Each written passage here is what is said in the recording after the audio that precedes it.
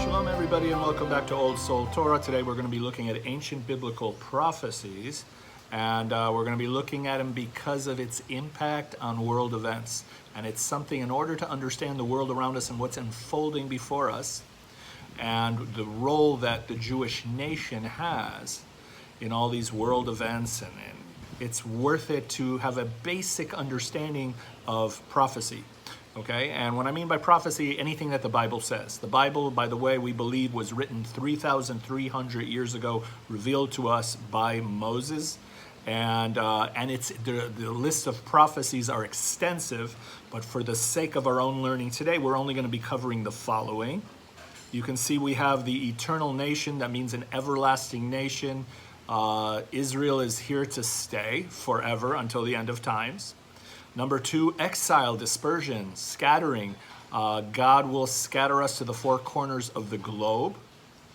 Number 3, the light unto the nations prophecy. That means that the families of the earth will be blessed through the impact and influence that the Jews have on civilization. Number 4, few in number. The Jews will always be a small group on the planet. Number 5, anti-Semitism. Here a lot of people don't know, but anti-Semitism is told and foreseen over and over again in the Bible. It's not just some random thing. There's a purpose behind it, which is what we'll emphasize today. And we're not going to be looking at 6 and 7, return to the land, Messianic era, because those are extensive topics. Those deserve their own videos. And but I listed them here anyway so you could see the direction where all this is going. So anyways, let's start with number 1. Number 1 says that we are an everlasting covenant, that no force on earth, on the planet, can stomp us out. No one can erase us. In fact, anyone that tries, the opposite will happen, the reverse. If you look at this list over here, you see these were great and strong nations and empires, some of them, that tried to erase us out of existence, and instead they became relics of the past. They're no longer amongst the family of nations today. Israel saw them all and beat them all with their hands tied behind their back, and they're still here today to talk about it. And this implies the eternal or everlasting nation also implies that God himself will never, he will neither destroy Israel, nor will he replace Israel. And this is very important in theological terms because, as you know, Judaism is the mother religion of the monotheistic faiths or the Abrahamic faiths. And the other daughter religions, Christianity and Islam, made the mistake, rather than seeing themselves as an extension of the tree, an extension of the Abrahamic family, an extension of the covenant, they theologically made the mistake of saying we are the replacement. We are the new Israel. And theologically, that's a problem because it's saying that everything that God promised again and again repeatedly throughout the Torah was a mistake. God changed his mind. It makes God a less than supreme being.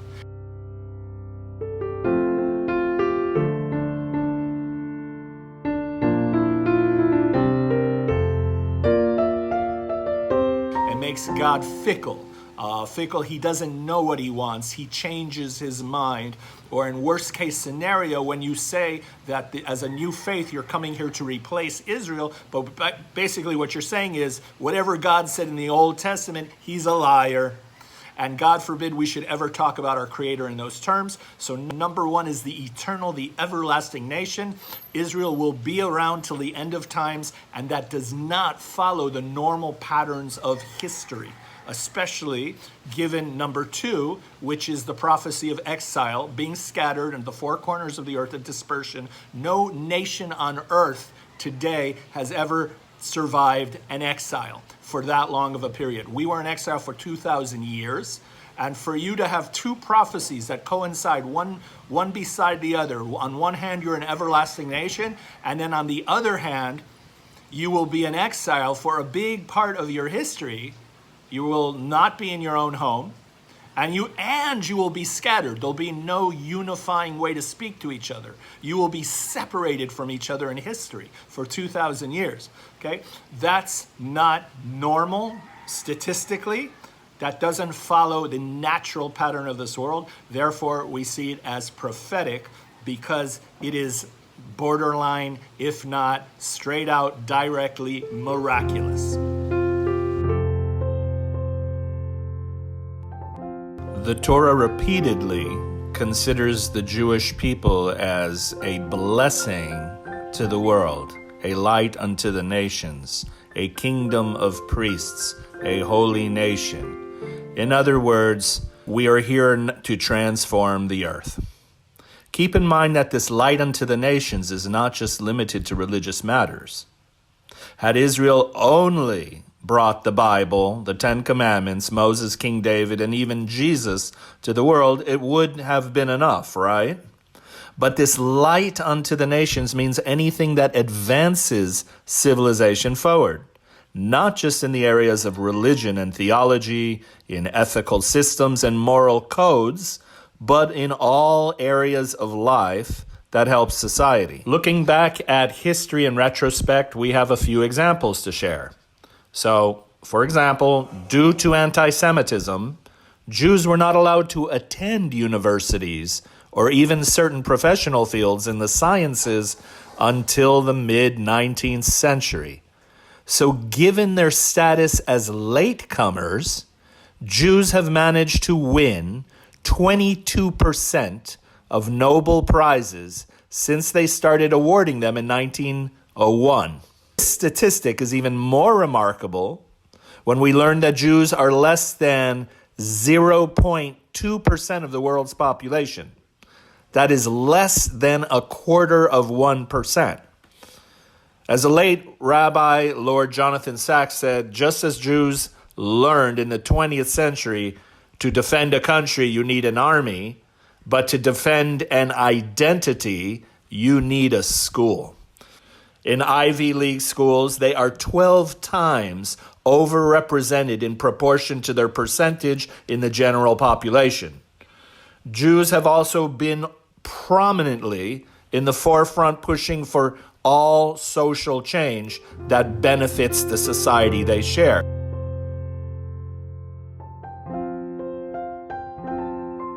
How do we understand all these remarkable statistics? Because they all have one thing in common, and that is to make the world a better place to live in.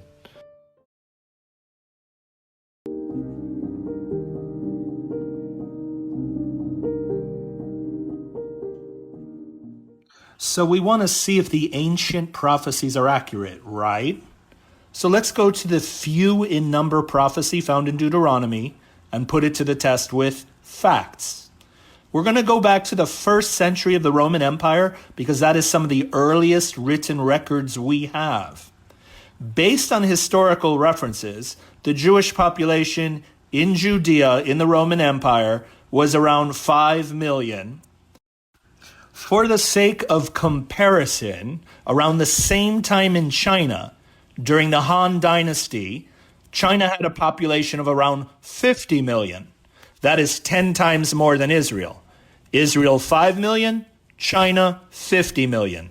Just to give you an example of what the population of the Jews could potentially be like today, I will present the following numbers. With a ratio of 1 to 10, 1.4 billion Chinese today should yield around 140 million Jews. Today, the Jewish nation is around 15 million Jews. Is this not evidence that the Jewish nation have consistently, throughout all of their history, mysteriously remained significantly small, few in number, compared to what they ought to be like, considering their age as a nation? One of the things that I wanted to point out is that if you look at this list of ancient prophecies, you see that a lot of them are paradoxical, meaning you can't say that you're going to be an eternal nation, but at the same time you're going to be scattered all over the earth. You can't say that you're going to be a light unto the nations, yet you're going to be hated and despised by humanity. you can't say that you're going to be few in number, yet you're going to revolutionize and transform the planet. There's a lot of things that just don't make sense, including you're going to be dispersed and you're going to be in exile for 2,000 years, and then one day you're going to return to the land. Imagine that, to reclaim the land. So this idea, these are ideas of paradox. Paradox is when if A is true, B cannot be true. If B is true, A cannot be true. Two contradicting ideas cannot be true at the same time. And so what I want to suggest is that this is exactly why I believe these prophecies cannot be of a human origin. Absolutely not. They must come from a higher intelligence, a higher mind, a divine mind. The fact that two things that contradict each other and are paradoxical can both be true at the same time, that belongs to a realm that is higher than human comprehension. It is higher than our own ability to understand. It belongs to a divine mind. And in this divine mind, that is our Creator, is a divine logic that perhaps two things that contradict each other in our world, in the heavenly realm, in God's mind, in divine logic, they actually might complement each other. One might need the other to exist. We do not know. That's why there's divine logic. And if there's divine logic, then surely there is a divine plan. And that's why we have the Torah. And that's why this is prophecies and revelations that simply defy statistics, human possibility, and the natural course of the way things work in this universe and the way history unfolds.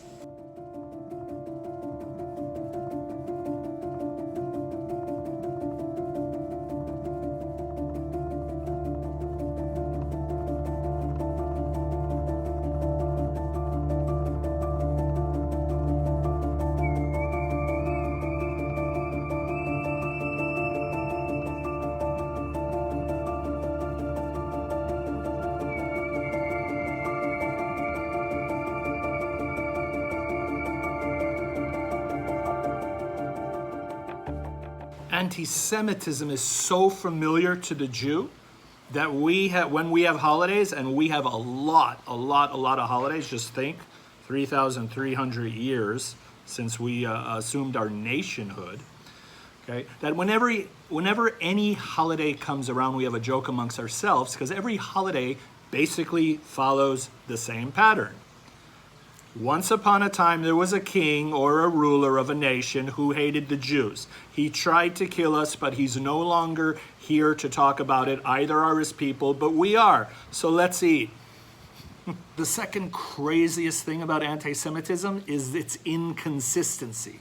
Okay, and now I'm going to present to you how many contradictory statements that have been made for the reason behind Jew hatred or anti-Semitism. Okay, and this is a collection going back all the way to the early European history. Okay, so in other words, what I'm going to present to you, it just doesn't make sense. You're contradicting each other. If you're going to hate us, keep consistent on why, but stop contradicting yourself.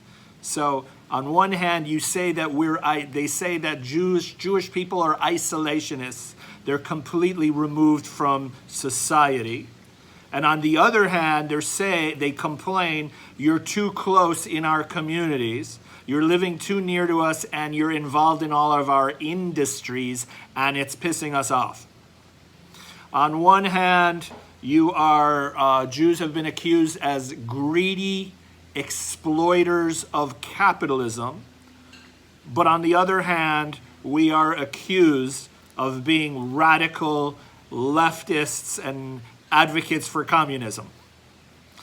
On one hand, we have been accused of being timid and weak and passive, and on the other hand, we are being criticized for being too militant and disproportionately rough on our enemies. being the inferior race, and on the other hand, we're hated for being the chosen people.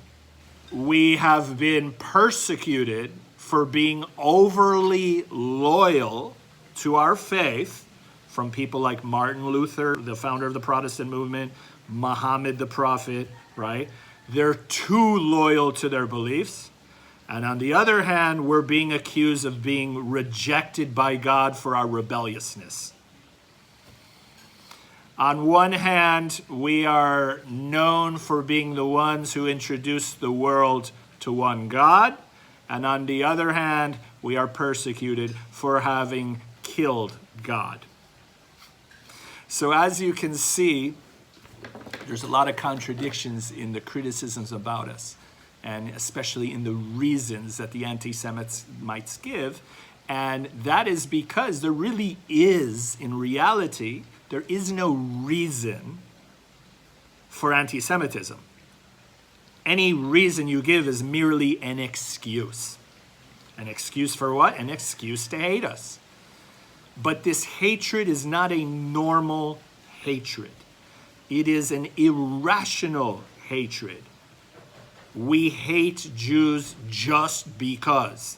And that's why they contradict themselves all the time. So this hatred is actually not coming from a natural place. But if you're going to take ancient biblical prophecy seriously, the hatred is coming from a supernatural force. There's a reason why it's part of the divine plan. And the reason is twofold. One of it pertains strictly for the Jews. It's our way of being tested and corrected. And the second side of anti-Semitism is it's for the nations of the world. It's God's way of testing them.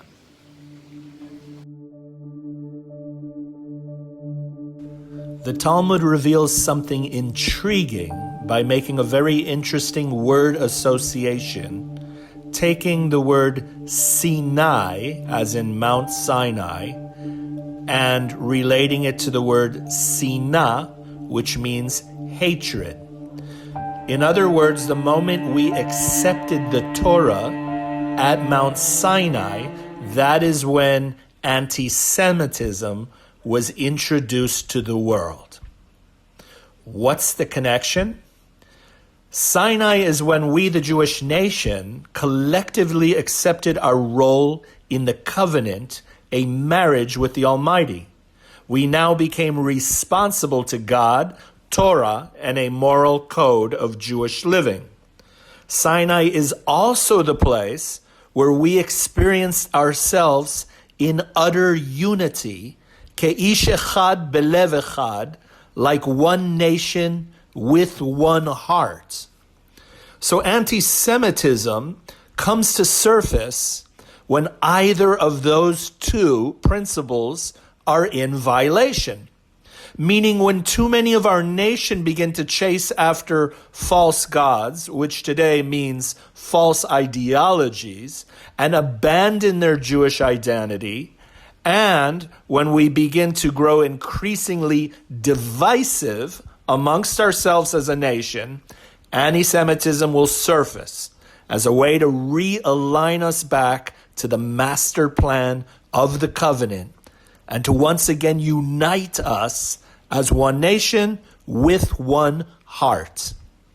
Like the other prophecies we have reviewed, anti-Semitism comes from a supernatural realm. More often than not, it has to do with what's on heaven's mind, with the message God wishes to send his people, making anti-Semitism a venue of necessity when we stray from who we are and begin to be divided amongst ourselves. I want to return to the idea of having God in our lives and what the covenant really means. Take the analogy of a brick wall. When you look at a brick wall, all the bricks are being held together by the space between the bricks. That's where you see the cement or the mortar that is holding the entire wall together. You remove that cement and that mortar and the entire wall will come crumbling down. That mortar represents Hashem, represents God in our lives. God is the thing that is holding everything together.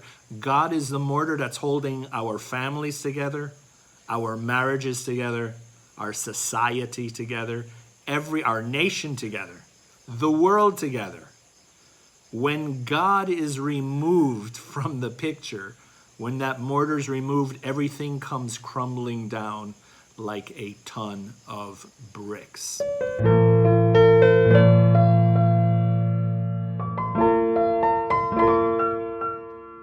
The objective of this presentation was to demonstrate in a rational way that the prophecies contained within the Torah were virtually impossible to predict by any mortal person, unless they actually had clear knowledge and control over all of history.